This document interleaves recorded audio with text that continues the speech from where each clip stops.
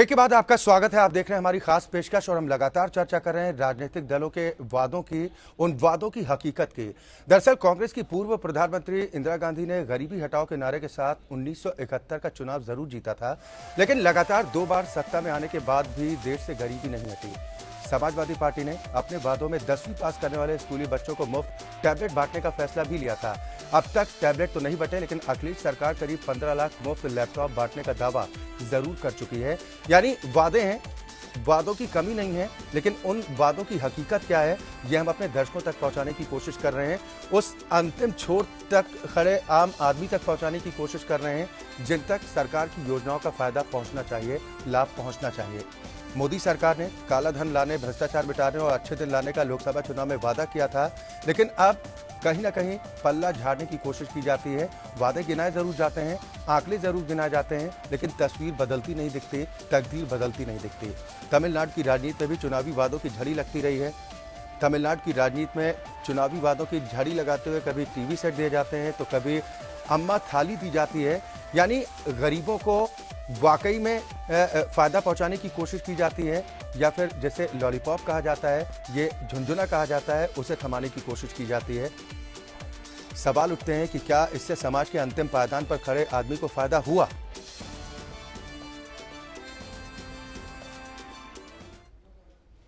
तो यूपी के चुनावी मौसम में सियासी पार्टियों के बीच खुद को दलितों और वंचितों के हितैषी बताने की होड़ लगी। अखिलेश सरकार अपनी योजनाओं के गुणगान में लगी है, तो अखिलेश सरकार अपनी योजनाओं को जनता तक पहुंचाने की कोशिश में भी है। लेकिन तमाम योजनाओं के बीच शायद ये पहलू नजरअंदाज हो चुका है कि इनका फायदा समाज के सबसे नीचे तक पहुंच पा रहा है या फिर नहीं।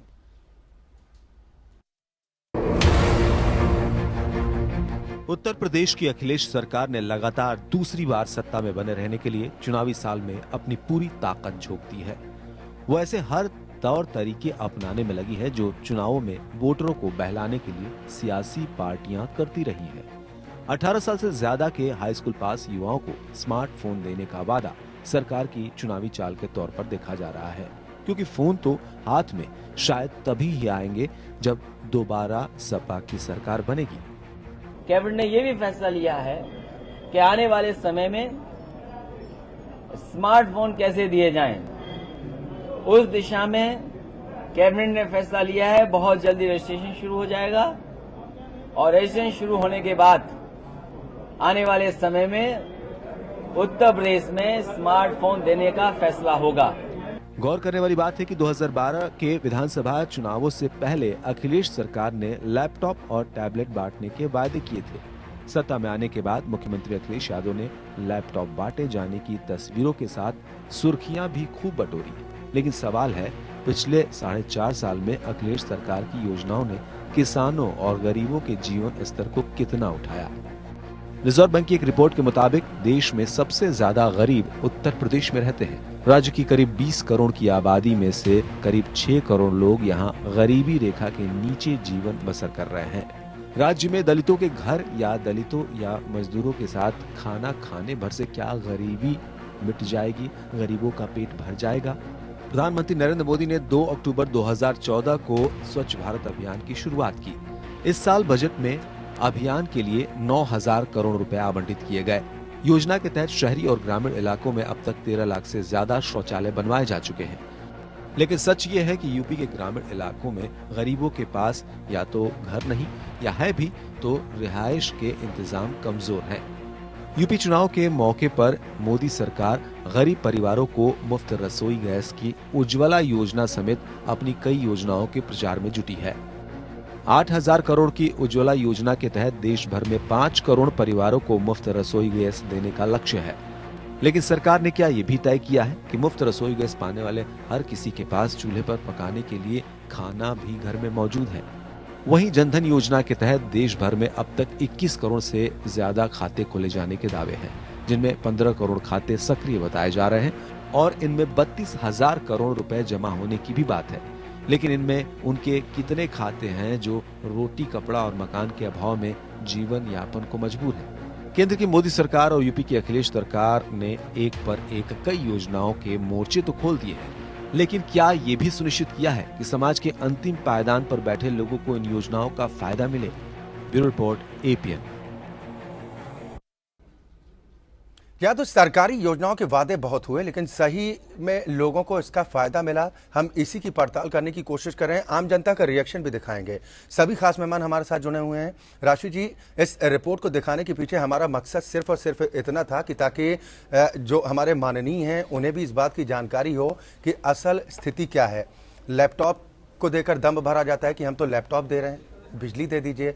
मुफ्त की योजनाओं को जिस तरह से गिनाने की कोशिश की जाती है, लोग नहीं कह रहे कि हमें मुफ्त में कुछ चाहिए, आप हमें अच्छी शिक्षा दीजिए, स्वास्थ्य की बेहतर सुविधाएं दीजिए, रोजगार के साधन उपलब्ध करा दीजिए, हमें मुफ्त लैपटॉप नहीं चाहिए। बिल्कुल अक्षय, मुझे ये लग रहा है कि तमाम राजनीतिक दलों को ये बात अब एक बार फिर से समझनी बहुत ज़रूरी है कि भारत की जो सामाजिक संरचना है वो बिल्कुल अलग है और इसको वो लोग समझते हैं। बट एक नया कल्चर, जो इवेंट कल्चर राजनीतिक दलों के बीच या फिर कहें उनके योजनाओं के बीच, उनके आयोजनों के बीच घुस गया है, उसे बदलने की ज़रूरत है। किसी ने सही कहा था कि भारत एक ऐसा अकेला देश है अब इस दुनिया में जहां 18वीं शती और 21वीं शती एक साथ रहती है। यानी बैलगाड़ी भी है और यहाँ पर फरारी भी है, बुलेट ट्रेन भी है। और बैलगाड़ी से बुलेट ट्रेन तक के बीच का सामंजस्य बिठाना मैं समझती हूँ कि बेहद मुश्किल है राजनीतिक दलों के लिए भी, लेकिन असंभव नहीं है अभी भी, यदि वो चाहें तो। पहले तमाम अगर आप चुनावों को देखें पुराने समय में, खासकर 70 के दशक के पहले, कहीं ना कहीं नेताओं का जनता से जुड़ाव था। संपूर्ण क्रांति भी हुई तो उसमें जनता के जुड़ाव की बात हो रही थी। अगर गरीबी हटाओ का नारा लेकर इंदिरा जी 71 में आई तो कहीं ना कहीं वो जनता को संबोधित कर रही थी। इसीलिए सभी चीज़ों को दरकिनार करके उस नारे पर जनता ने मुहर लगाया। लेकिन 80 के बाद जो स्थितियां बनी वो एक तरह से आप कह सकते हैं कि असंतोष की राजनीति शुरू हुई या फिर भावनाओं की राजनीति शुरू हुई। और वहां से बढ़ते बढ़ते अब जब हम ये 21वीं शती में हैं और अब आजकल जो हम चुनाव देख रहे हैं, वो चुनाव और खासकर जो अंतिम लोकसभा चुनाव हुआ है 2014 में, वो एक तरह से टर्निंग पॉइंट रहा है भारतीय राजनीति का, जहां पर इवेंट की तरह से चुनाव हुआ, जहां पर नारे आए और उन नारों को चाहे वो सोशल मीडिया के द्वारा या फिर तमाम माध्यमों के द्वारा इस तरह से एक इवेंट की तरह क्रिएट किया गया। और उसी का जवाब आप नीतीश कुमार के रूप में देखा आपने, जहां प्रशांत किशोर गए और वहां पर अब की बार नीतीश कुमार और नीतीश कुमार ही सबसे अच्छे नेता हैं, इस तरह की बात की गई। अब की बार मोदी सरकार हो ही चुका था और अब जो है वो आप राहुल जी के साथ देख रहे हैं, जब प्रशांत किशोर आ रहे हैं और वो अब शायद उनको ये समझा चुके होंगे कि अब की बार राहुल सरकार वो करवा लेंगे या फिर कांग्रेस सरकार वो करवा लेंगे उत्तर प्रदेश में। और वो ये सब कुछ आप देखिए, चाय पर चर्चा हुई, वो एक इवेंट की तरह से किया गया, एक आयोजन किया गया। अब वो खाट पर चर्चा हो रही है, वो भी इवेंट है। और इसी का प्रभाव आप सपा सरकार में भी देख रहे हैं, जहां पर विद्या बालन आ रही हैं। हालांकि ये पार्टी हमेशा से बॉलीवुड पार्टी रही है और हमेशा से कोई ना कोई बॉलीवुड का बड़ा सितारा को ये अपने साथ रखते हैं और उसमें अपने को अपना गौरव समझते हैं। अब आप विद्या बालन आ रही हैं, नवाजुद्दीन सिद्दीकी आ रहे हैं। भाई इतने पैसे जितने आपने इन इवेंट्स पे, इन प्रचार पे आपने खर्च किए, मैं ये कहती हूँ कि अगर वो 500, 600, 1000 करोड़ आप उन गरीब व्यक्ति को भी हाथ में पकड़ा दे तो भी उसकी गरीबी दूर हो जाएगी। और जो मोदी जी का वादा था वो वादा भी पूरा हो जाए कि हर आदमी लखपति हो जाए। कम से कम वो 30%, 32% की आबादी तो लखपति हो जाएगी, जितना खर्च इन सबों पर हुआ है। तो वो इवेंट की जो कल्चर है उसे खत्म करना बहुत जरूरी है अक्षय, तब शायद कुछ तस्वीर बदलेगी। और मेरे ख्याल से जो तमाम हमारे पैनलिस्ट हैं इस बात को कहीं ना कहीं इस बात से सहमत होंगे। जी सुरेंद्र राजपूत जी, क्या वो इवेंट कल्चर खत्म होना चाहिए? जैसा कि पॉइंट अभी राशि जी ने उठाया कि सबसे बड़ी जो मुसीबत की जो चीज है वो यही है, क्या इसको खत्म होना चाहिए और करेगा कौन? अक्षय देखिए, इवेंट कल्चर मुसीबत की चीज नहीं है। मैं इसका थोड़ा सा मेरा प्रतिवाद है इससे। ये एक कहीं ना कहीं अगर आप 2014 का इलेक्शन देखें या उसके बाद के इलेक्शन देखें, हम स्वीकार करते हैं कि कहीं ना कहीं अगर आप विशेषज्ञ लोगों की सेवाएं नहीं लेंगे और अगर इवेंट कल्चर खत्म हो जाएगा तो जितने टीवी चैनल्स हैं इनमें से काफी बड़े चैनल्स बंद हो जाएंगे, क्योंकि वो कहीं ना कहीं विज्ञापन पर ही चल रहे हैं। तो यहां पर इवेंट कल्चर को खत्म करने की, इवेंट कल्चर को रेगुलराइज करने की जरूरत है। पूरी दुनिया में अगर आप अपनी बात को सही तरीके से और प्रभावी तरीके से रखना चाहते हैं तो अब धीरे धीरे विशेषज्ञ लोगों की जरूरत है। राष्ट्रपति जी ने ठीक कहा कि भारत उन बिरले देशों में से एक है जहां पर बैलगाड़ी से लेकर के और फेरारी तक सब है, और उसका सामंजस्य अगर किसी ने भी बैठा रखा है तो हमें प्राउड है, हमें इस बात का गर्व है कि ये राजनीतिक दलों ने बैठा रखा है। चाहे वो राजनीतिक दल कोई भी हो, राजनीतिक दल ही ऐसे दल हैं जो गांव के अंतिम व्यक्ति से लेकर के और देश के सबसे धनाढ्य व्यक्ति को भी छूते हैं और उसके वोट की कीमत एक रखते हैं। ये हमारे संविधान की कहीं ना कहीं विशेषता है कि हिंदुस्तान के सबसे धनी व्यक्ति का भी वोट की वैल्यू एक है और हिंदुस्तान के सबसे गरीब दल के आदमी के वोट की वैल्यू भी एक है। यहां पर प्रश्न ये नहीं है कि आपने क्या किया या इवेंट क्या हो रहा है, वो तो इवेंट तो एक बड़ा छोटा सा हिस्सा हो गया। यहां पर प्रश्न ये है कि जो हमारी योजनाएं हैं, चाहे अंत्योदय योजना हो, चाहे सबके लिए क्या नाम मनरेगा की योजना हो, चाहे आपकी गरीबी हटाओ की योजना हो, उसको प्रभावी ढंग से लागू करने के लिए जो हमारी ब्यूरोक्रेसी है उस पर दबाव, जो जन दबाव समूह होना चाहिए, वो न होकर के कहीं ना कहीं वो नहीं तो सर, ये दबाव की जिम्मेदारी किसकी बनती है? डॉक्टर मनोज मिश्रा जी, हम यही तो जानने का प्रयास कर रहे हैं। Allow me to speak, allow me to speak one line please. जी ठीक है सुरेंद्र जी, अपनी बात पूरी कीजिए, लेकिन ये भी तो बताइए कि जिम्मेदारी किसकी है?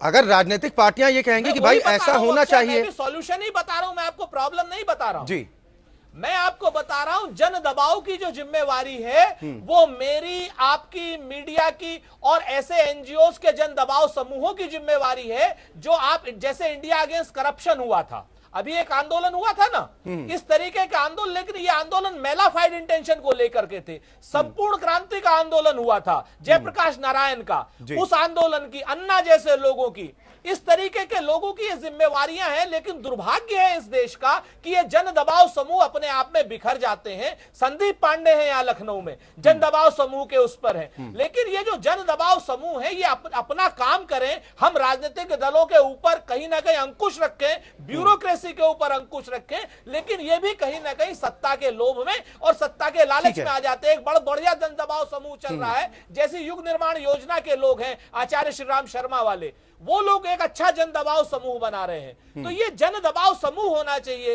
रामदेव का आंदोलन जब तक गैर राजनीतिक था वो जन दबाव समूह था, लेकिन उसने राजनीतिक श्रेणी में लेकर के अपने आप को खत्म कर लिया। इस तरीके के समूहों की आवश्यकता है यहां पर, जो कि हमारे ऊपर, आपके ऊपर और ब्यूरोक्रेसी के ऊपर कहीं ना कहीं दबाव लाएं। और इसकी जिम्मेवारी एक मीडिया की भी है कि आप लोग जिस ईमानदारी से ये चीज दिखा रहे हैं, ये भी चीज आप दिखाते रहे।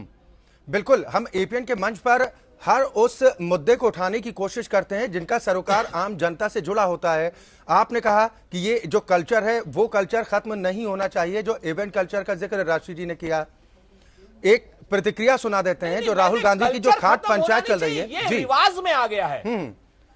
नहीं तो क्या वजह? एक कॉलर हमारे साथ जुड़े थे, उन्होंने वाजिब सवाल उठाया था कि अब तो वोटर भी जाति में तब्दील हो चुके हैं। सुरेंद्र जी, माफी चाहूंगा, बीच में रोक रहा हूं।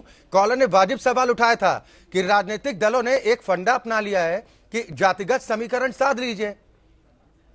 क्या भला उस जाति का भी होता है जिसको साधने के बाद अगर सत्ता हासिल भी हो जाती है? एक रिएक्शन, ठीक है राष्ट्रपति जी, पिछले 27 सालों में जो उत्तर प्रदेश की बदहाली हुई है वो इसी वजह से तो हुई। सर, उससे पहले रामराज्य था क्या उत्तर प्रदेश में? मजदूर वर्ग उससे पहले क्या गरीबी रेखा से नीचे लोग नहीं थे? बांट दिया।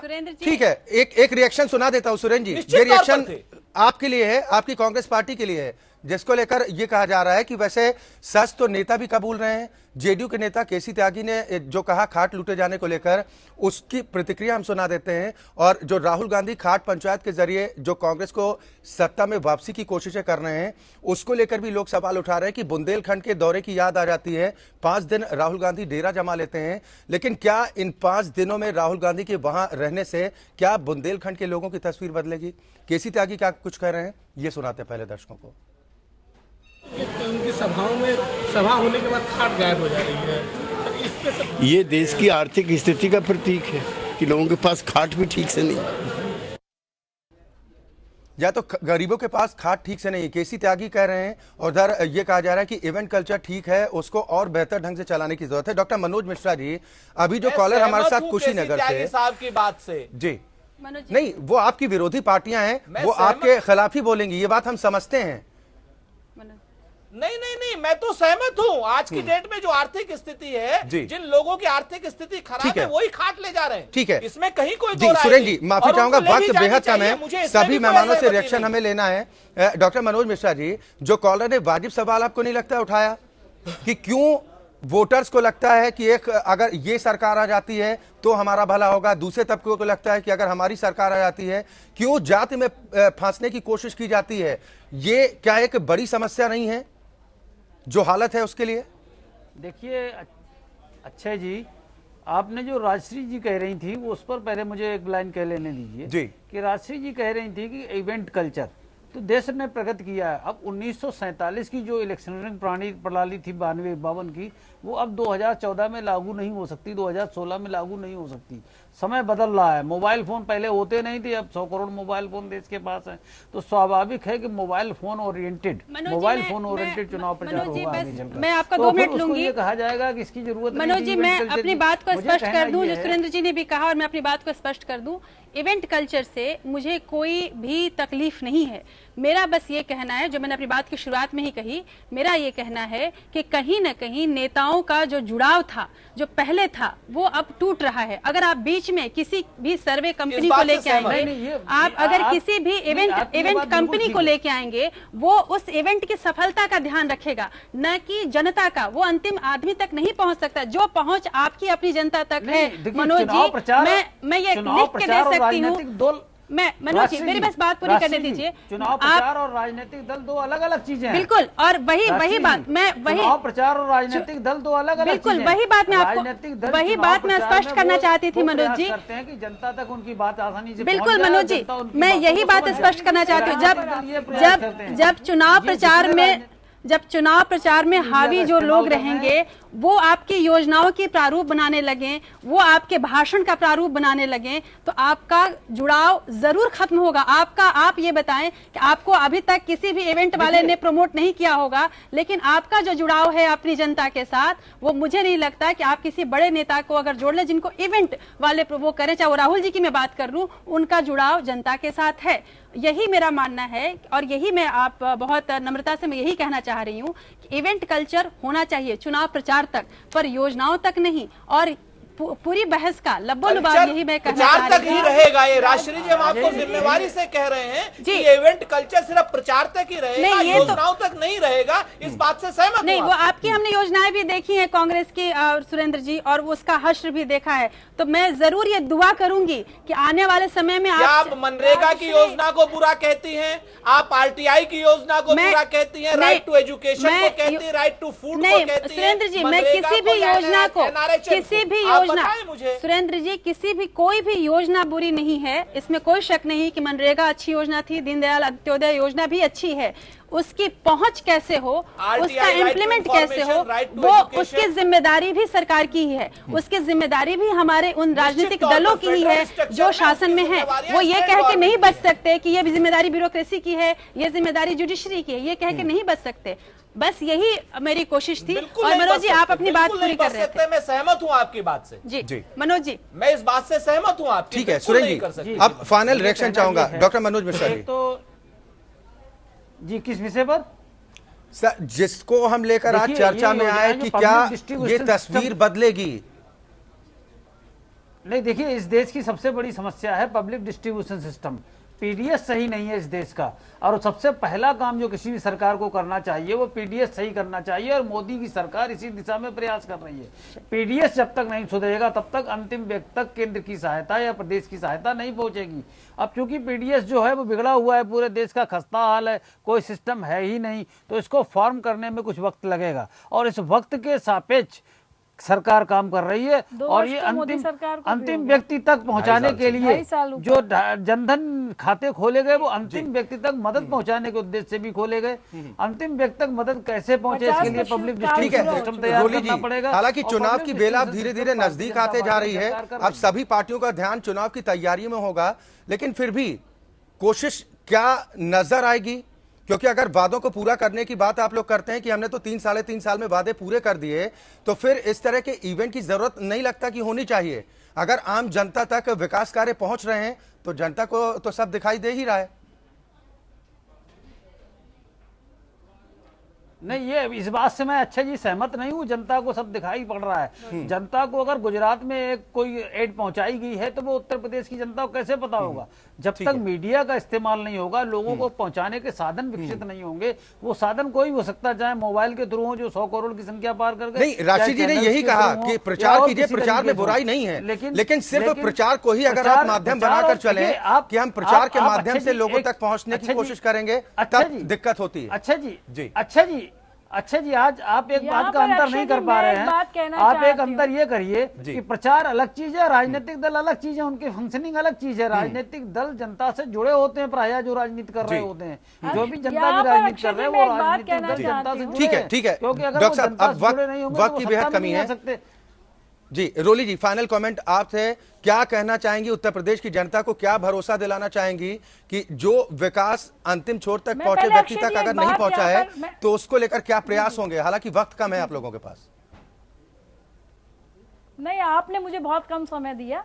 चलिए मैं, लेकिन फिर भी राष्ट्रीय जी ने बहुत सारी बातें उसमें कवर कर ली। पहले 2-3 बातें बहुत मैं जल्दी आपको बताना चाहूंगी कि 3 चीजें ऐसी होती हैं जिनके लिए कहीं ना कहीं इवेंट या जो हम पूरा मैनेजमेंट है वो करते हैं। राजनीति करना एक अलग बात होती है, लेकिन जब हम लोग घोषणा पत्र बनाते हैं तो वहां पर हम अपने एक्सपर्ट्स की राय लेते हैं। जब हम चुनाव प्रचार करते हैं तो वहां पर भी हम लोग को एक्सपर्ट्स की राय की आवश्यकता पड़ती है। और अभी राष्ट्रीय जी ने बोला कि जो समाजवादी पार्टी है वो कहीं ना कहीं मीडिया के चेहरों, वो फिल्मी चेहरों से जुड़ी रहती है। तो ये तो हमारा सौभाग्य है कि इस सदी के जो महानायक हैं श्री अमिताभ बच्चन जी, वो हमारे सैफई परिवार को, हमारी समाजवादी रोली जी वो दिन भी देखना चाहूंगी जरूर। रोली जी, आपकी पार्टी के साथ वो दिन भी देखना चाहूंगी जब गांव का एक गरीब, सबसे गरीब किसान आपके पार्टी का फेस ऑफ पार्टी होगा, वो दिन जरूर देखना चाहूंगी। राष्ट्रीय जी, आप नहीं, आप बहुत बोल चुके हैं सुरेंद्र जी। राष्ट्रीय जी, हमारी ही पार्टी सिर्फ समाजवादी पार्टी ऐसी पार्टी है, ऐसी सरकार है जो कि गरीब तबके के लिए, मैं बार कह रही हूँ, आम आदमी मैं नाम नहीं लूंगी, अंतिम पंक्ति में खड़े अंतिम व्यक्ति के लिए कार्य करती है। श्रमिकों की जो पार्टी है, जो किसानों की पार्टी है, जिसने समाजवाद की परिभाषा दी रोली जी, गोरख बाबू ने समाजवाद, रोली जी जिसने समाजवाद गोरखपुर के गाँव का मौसम गुलाबी है, मगर ये आंकड़े झूठे, ये दावे किताबी हैं, और तुम्हारी मेज चांदी की, तुम्हारे जाम सोने के, मगर जुम्मन के घर में आज भी फूटी रकाबी है। चलिए, बिल्कुल, बहुत शुक्रिया आप सभी मेहमानों का हमारे साथ। एक अंतिम बात ये जरूर कहना चाहूंगी और तमाम अपने पैनलिस्ट से, जबकि ये बहस अब खत्म हो रही है, हालांकि ये बहस खत्म नहीं रही, बस ये आगाज है। मैं अपने तमाम पैनलिस्ट को बता दूं कि एपीएन इस तरह की तमाम चीजों को लेकर आगे आता भी रहेगा, और आप सबों से, आप सभी एक तीनों ही महत्वपूर्ण पार्टियों के एक तरह से आप नुमाइंदे हैं। ये कोशिश जरूर करूंगी कि जब भी आप लोग कुछ भी आपकी पार्टी कोई योजना बनाए, कोई कार्यक्रम बनाए, तो गांधी जी को याद कीजिएगा कि जब वो कोइलवर के पुल पर एक नंगी महिला को या अधनंगी महिला को उन्होंने देखा और उन्होंने अपना पूरा वस्त्र त्याग दिया। आज भी ये सच है रोली जी, सुरेंद्र जी और मनोज जी, जहां पर आधी धोती पहनती हैं औरतें और आधी सुखाती हैं, फिर वो सूखती है तो फिर आधी धोती पहनती हैं। इन तमाम तस्वीरों को बदलिए, और यही करबद्ध प्रार्थना भी है। और रोली जी को भी मैं जरूर कहना चाहूंगी कि जिस समाजवाद की परिभाषा गोरख बाबू ने दी थी कि हथिया चढ़ल आई समाजवाद, घोड़वा चढ़ल आई, वही समाजवाद लाइए, वही हाथ लाइए इंदिरा जी ने जिसकी कल्पना की थी, या फिर देश ने जो कल्पना की थी, और वही कमल खिलाइए जिससे मन का कमल खिले। चलिए, बिल्कुल, बहुत शुक्रिया, वक्त की बेहद कमी है, बहुत शुक्रिया आप सभी मेहमानों का हमारे साथ इस कार्यक्रम में शामिल होने के लिए। तो मकसद इस बहस का लेकर आने का सिर्फ इतना था कि जो निचले पायदान तक बैठा व्यक्ति है, जो अंतिम छोर तक बैठा व्यक्ति है, क्या उस व्यक्ति तक सरकार की योजनाओं का फायदा पहुंचता है? चाहे लोकसभा के चुनाव हो या फिर विधानसभा के चुनाव हो, गरीबी हटाने के लिए हर पार्टी अपनी अपनी झोली में लुभावने चुनावी वादों के साथ जनता के सामने जाती जरूर है, लेकिन वो वादे, वो दावे कितने हकीकत में बदलते हैं, ये सोचना बेहद ज़रूरी है, इस पर गौर करना बेहद ज़रूरी है और सभी राजनीतिक दलों को इस पर गंभीरता के साथ विचार करना चाहिए कि विकास का फ़ायदा ज़्यादा से ज़्यादा गरीब तबके तक पहुंचाया जाए तो कैसे पहुंचाया जाए। हमारी इस खास पेशकश में इतना ही। एपीएन न्यूज़ में खबरों का सिलसिला लगातार जारी।